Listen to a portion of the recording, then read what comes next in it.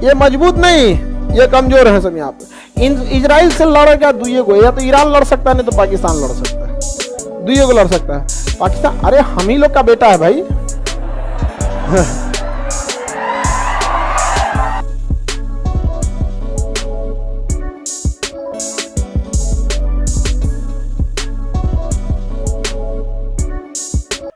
जब प्रथम विश्व युद्ध चल रहा था तो उसी समय इजराइल की समस्या चालू हुई, लेकिन सबसे बड़ा बवाल हुआ द्वितीय विश्व युद्ध, और वह बवाल किया था हिटलर। हिटलर यहूदियों को देखना नहीं चाहता था।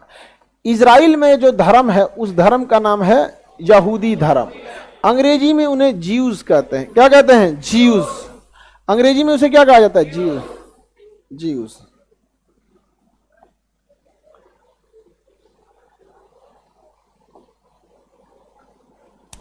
लोकेशन देखिए, ये सारा तांडव कहां हुआ था?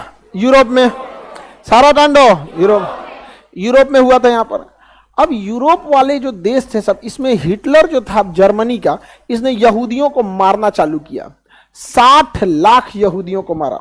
और रियलिटी में दुनिया में सबसे ज्यादा अगर किसी धर्म के लोगों पे अत्याचार हुआ है तो यहूदियों को। एक तो उनकी संख्या कम है। संख्या कम होने के दो रीजन है।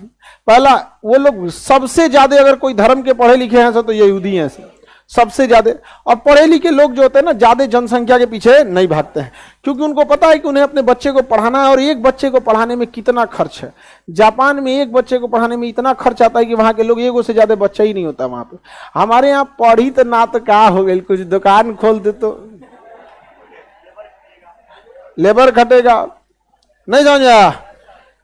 तो हमारे यहाँ ऐसे कोई बहुत बड़ा ऐसे जनसंख्या को लेकर प्लानिंग नहीं है। लेकिन एक तो पहले ये बहुत पढ़े लिखे हैं। आगे बढ़े। दूसरा, यहूदियों का एक रूल है कि यहूदी पैदा होते हैं, बनते नहीं है। आप कहिएगा हमें यहूदी बना लीजिए, भगा देगा। कहेगा नाश्ता कीजिए, खाना खाइए, यहूदी के बारे में जानिए, लेकिन आप हमारे यहाँ आ नहीं सकते। और हमारे यहाँ आज आ जाए यहाँ पे। हम लोग क्वालिटी नहीं क्वांटिटी बढ़ा रहे हैं। समझ में आ गई ना? कोनो अकलेल बकलेल चलाओ, बवाल करो, चुगलो, कोई मतलब नहीं है। तो ये दो रीजन है जिससे कि उनकी जनसंख्या कम है। तो यह हिटलर ने देखा कि दूसरा आदमी यहूदी बन ही नहीं सकता है, तो एक काम काहे ना करें, हम सब यहूदी को निपटा दे। तो हिटलर ने सारे यहूदियों को निपटाने के लिए सोच लिया। हिटलर ने क्या सोच लिया? सारे यहूदियों को निपटाने के लिए सोच लिया। इसलिए यहूदियों को पकड़ पकड़ लगा मारने। और वो एक कैंप बनाया था, कंसंट्रेशन कैंप। वहां पे ले जाके उन लोग को मार देता था, या फिर अपने डॉक्टरों को दे देता था उस पर रिसर्च करने के लिए। जैसे कोई हार्ट अटैक का दवाई बनाया तो किसी को खिलाएगा तो सोचा पता चला मार दिया तो ओकरे पे ले जाके बड़ी बड़ी मारा था इस कंसंट्रेशन कैंप में यहूदियों को। लेकिन आप याद रखिएगा, जिन्हें ऊपर वाला भेजा है उसे नीचे वाले कभी मिटा नहीं सकते। यहूदियों को भी ऊपर वाले नहीं बना के भेजा है। इतने खराब रहते तो नहीं बनाता। जैसे डायनासोर उठा लिया कि नहीं उठा लिया। अब जमीन पे दो पैर पे चलने वाले को लगता है कि डायनासोर को उन्होंने खत्म किया, ये सारा जाति धर्म निपटा देते सब डायनासोर वाला। कहता आज फॉरवर्ड जात के हैं, आज नाश्ता में फॉरवर्ड चलतो। फॉरवर्ड जात के मोहल्ला में घुस जाता डायनासोर, अब भूज के खा जाता, कच्चे खा जाता ना डायनासोर उठा उठा के।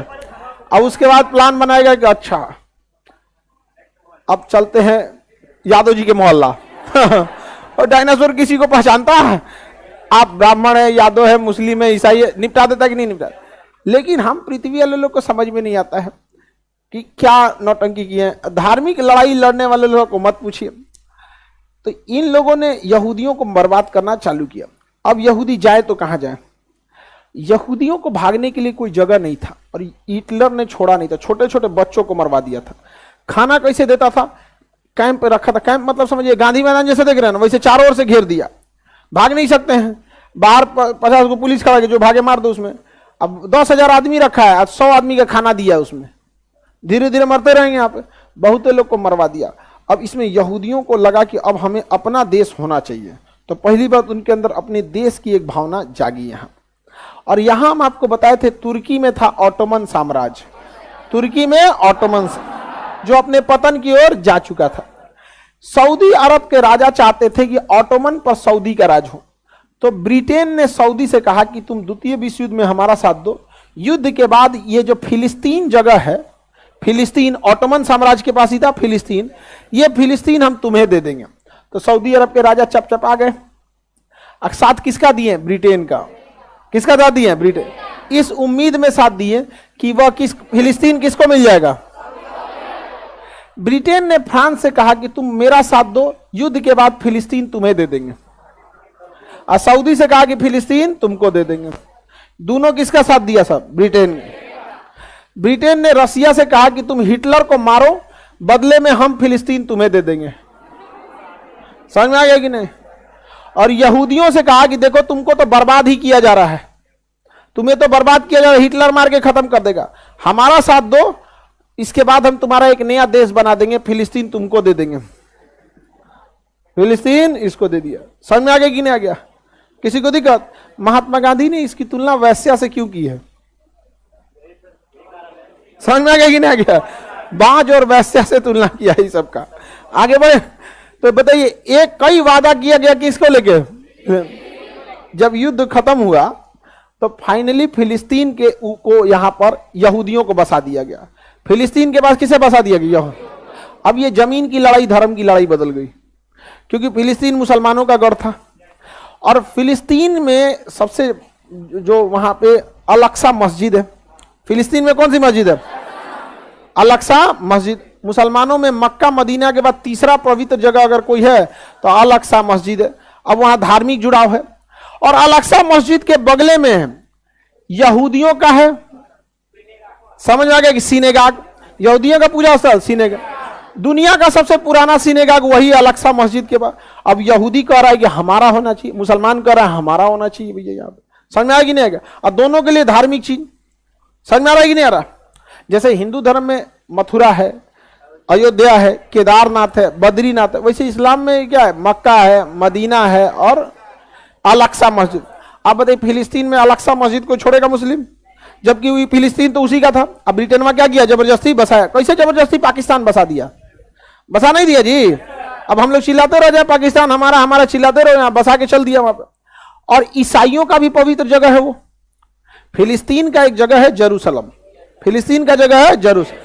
उस जेरूसलम में अल-अक्सा मस्जिद, और उसी अल-अक्सा मस्जिद से सट के सिनेगाग, यहूदियों का सिनेगाग, मुसलमानों का अल-अक्सा। और वहीं पर है एक जगह बैतलहम, जहां ईसा मसीह का जन्म हुआ। किसका जन्म हुआ? ईसा मसीह। बैतलहम। तीन तीन धर्मों का पवित्र स्थल हो गया जेरूसलम। अब ये जमीन की लड़ाई बन गई धर्म की लड़ाई। जमीन की लड़ाई धर्म। अब ये मामला गया यूएनओ में। मामला गया यूएनओ केवल पश्चिमी देशों के लिए एक संगठन है, वो उन्हीं के लिए काम करता है, हम लोग का कोई बात नहीं सुनता। चलो यूएनओ कहा कि एक काम करो, 51% दे दो किसको? यहूदियों को 51% दे देते हैं हम इजराइल को, कहे कि तुम अपना देश बना लो। अब 49 दे देते हैं किसको? मुसलमानों को, फिलिस्तीन को। फिलिस्तीन को ऐसा बांटा ना कि बीच वाला फिलिस्तीन होगा, और उसको दोनों ओर रखा। देखिए अंग्रेजों का प्लान देखिए, ऊपर भी इजराइल नीचे भी इजराइल, जबकि जगह किसका था? फिलिस्तीन वालों का। अटल बिहारी एक बार हम बोल दिए थे कि फिलिस्तीन रियलिटी बता दिए, तो कई को कह रहा है कि ये देखिए ये फिलिस्तीन वालों का साथ दे रहा है, सऊदी अरब वालों का साथ दे रहा है। हम उठाएं अटल बिहारी वाजपेयी का पुराना भाषण 2001 का। उन्होंने बोला था कि अरब वालों को अरब की जमीन मिलनी चाहिए, फिलिस्तीनियों को फिलिस्तीन की जमीन मिलनी चाहिए। और के बाद हम दिखा दिए कि देख ले यहां पे। समझ में आ गया कि नहीं आ गया? जो हमारा प्रधानमंत्री बोल रहे हैं तो हमको बोलने में क्या जाता है? अब हम कहें कि कुछ ऐसा बात बोले कि तुम खुश रहो, नहीं तो तुम खुश रहो, बाहर में जाओ तुम खुश रहो। समझ में आएगी नहीं आएगा? हम लोग शिक्षा का खुश रहो या मत खुश रहो, जो है वो बताएंगे हमें आपको। एक पक्ष कह रहा है कि इजराइल का साथ दो, और एक पक्ष कहता है कि फिलिस्तीन का साथ दो। अरे दोनों में से हमारा साथ कौन देगा पहले ये बताओ? ना फिलिस्तीन हमारा रिश्तेदार, ना इजराइल हमारा रिश्तेदार। हमारे लिए कौन मुसीबत में खड़ा रहेगा? हम उसका साथ देंगे। बिजनेस, व्यापार, स्ट्रेटजी, ये से हमारा साथ देने लगते हैं। अरे हम आदमी हैं कि भगवान है? लोग भगवान ही बदले में कुछ नहीं मांगता है, आदमी तो बदले में मांगता है कि नहीं मांगता? नहीं समझे? हमारे देश के लिए खड़े रहो, हम तुम्हारे लिए खड़े रहेंगे। अब पूरे अरब देशों ने बवाल कर दिया कि नहीं होने देंगे, हम एक होके लड़ेंगे, जहन्नुम दिखाएंगे, कयामत ला देंगे, मार डालेंगे। सारा फिलिस्तीन वाला कह रहा है कि देखिए हमारे साथ गलत हो गया, हमको मारा है, यहूदियों ने मार दिया हमको, ये किया। सारा अरब देश एकवट गया और सऊदी अरब तो पूरा करकरा के लगा था इनको, क्योंकि इनको कहा था कि इजराइल इनको मिलने वाला है। यहाँ पे सब मिलकर हमला कर दिया किसके ऊपर? इजराइल का। इस लड़ाई में इजराइल ये लड़ रहे थे लोग जीतने के लिए, ये सातों देश 6 देश मिलकर लड़ रहे थे जीतने के लिए, और इजराइल लड़ रहा था अपना अस्तित्व बचाने के लिए, क्योंकि अगर यहां से उजड़ा तो दुनिया से उजड़ जाएंगे। इन यहूदियों ने मिलकर इन 6 देश को हरा दिया यहां पर, और 49% के बाद 84% कब्जा लिया। कहा से 51 ना 84 ले लेंगे यहां पर। और आज भी कहते हैं लोग कि डेली डेली डेली आने वाले 30-40 साल में पूरा फिलिस्तीन खा जाएगा, वो इजराइल पूरा का पूरा खा जाएगा। लड़ने की हिम्मत है नहीं, और पूरा का पूरा क्या कर देगा? कब्जा लेता है यहां पर। कौन? इजराइल। अब देखिए ध्यान से, ये पीला वाला एरिया दिख रहा है और ये एरिया दिख रहा है, पहले ये कंप्लीट था फिलिस्तीन। कंप्लीट क्या था? फिलिस्तीन कंप्लीट। अभी फिलिस्तीन देखिए, है ये दिख रहा है। बाकी कौन कब्जा लिया? इजराइल। कब्जा लिया कि नहीं कब्जा लिया? इजराइल। अब तनी सा इधरों दिया, ये यही क्या है? फिलिस्तीन। बाकी कब्जा कौन कर लिया? इजराइल। गारंटी किसी कोई लड़ नहीं सकते हैं। अरब वाले बस बद्दुआ दे सकते हैं, तुम्हारे ऊपर जुल्म होगा, बिजली गिर जाएगा, उल्का पिंड गिर जाए तुम्हारे ऊपर, धरती तोरे नीचे से फाड़ के निकल जाए बाहर, कुल मैग्मा फेंक दे बाहर का, कोर का मैग्मा तोरे ऊपर गिर जाए पूरा, यही सब बात बोलेगा। लड़ नहीं सकता इसमें। और हम ये बात बोल देते हैं तो लोगों को खराब लग जाता है कि तुम जहन्नुमी, तुम्हें क्या पता? नहीं तो तुम्ही को पता ही है। अरे नहीं लड़ सकते भाई इजराइल से। इजराइल जानता है आपकी कमजोरी, आप उस इंसान से नहीं लड़ सकते जो आपकी कमजोरी जानता है। इजराइल अच्छे से जानता है इनकी कमजोरी क्या है, इनको गुस्सा बहुत जल्दी आता है। इसलिए इजराइल क्या करेगा? नियम बना दिया कि ये सेना नहीं रख सकते हैं। अब इजराइल देखता है कि अच्छा इनका स्कूल बन रहा है, फैक्ट्री लग रही है, चलो ठीक है। ऐसा ना कुछ पिनकाने वाला काम करेगा कि छोट मोट रॉकेट मार देंगे। सेना नहीं रख सकते छोटा मोटा रॉकेट। उसके पास रॉकेट को मार के गिराने के लिए अपना डिफेंस सिस्टम है, आयरन डोम। आयरन डोम इजराइल जानबूझ के कर रहा है बबुआ कि तुम मारो। आयरन डोम से मार के गिरा दिया, इजराइल में कोई नहीं मारा। अब इजराइल को पूरी दुनिया को बहाना मिल गया दिखाने के लिए, अब मारेगा। अच्छा ये फैक्ट्री बन रहा था, ले धाए, ये नहर बन रहा था, ले ये बन रहा था बिजली घर, लो। हर दिन की लड़ाई में उनको 20 साल पीछे कर देता है। समझ में आ गया कि नहीं आ गया? किसी को दिक्कत? अब एक बात बताइए, आपके पास 5 लाख 10 लाख रुपया है, आप आगे बढ़ना चाह रहे हैं और आप जाके लड़ लिए अंबानी से। अंबानी के पास पैसा की कमी नहीं, वो आपका 10 लाख खर्चा करा देगा। अब चल गए माइनस में, उछल दिया। फिर आप कमाएंगे 1 लाख, फिर कोनो केस उसमें फंसा के आपको, उससे नहीं लड़ सकते। इजराइल को पता है इनकी कमजोरी क्या है, इनको बीख चढ़ता है बड़ी जल्दी।